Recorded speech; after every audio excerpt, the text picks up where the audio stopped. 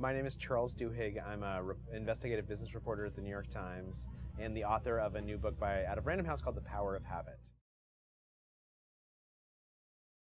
So the book's about, in the last decade, our understanding of habit, the science of habit formation has been completely transformed by essentially discoveries in neurology labs.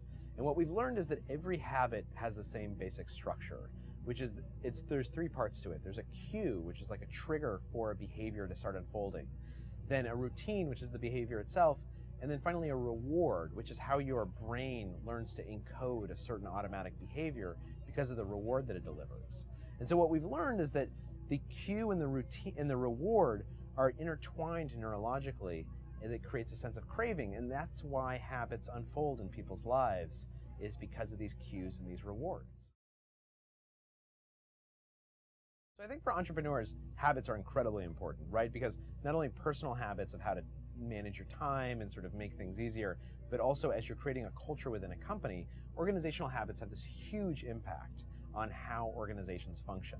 And so the most important thing is that when you're looking at the behaviors, people are programmed to look at habits as a behavior, just as the routine. But these cues and these rewards are really, really important in shaping those habits. For a habit to take form, for it to become automatic as opposed to something you have to exert willpower against, you have to find something in it that you genuinely enjoy. The reward has to be rewarding. And that's true at work as well. You know, if for instance, email is this big chore for you and you want to make responding to emails automatic, you need to kind of reward yourself or celebrate when you get through all of your emails, because that reward is what, from a neurological perspective, makes those neural pathways stronger and stronger and stronger. If a company's trying to get coverage from the New York Times, the most important thing they can do is to find some part of larger, surprising trend that they're part of.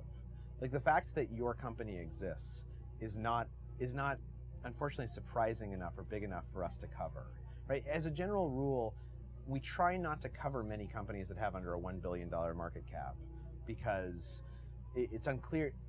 Basically because there's so many companies that have more than $1 billion and we need to spend our attention there. So for a company to get featured that particularly isn't publicly traded yet, it really needs to be able to say, look, we are indicative of a larger trend, and it has to be a surprising trend.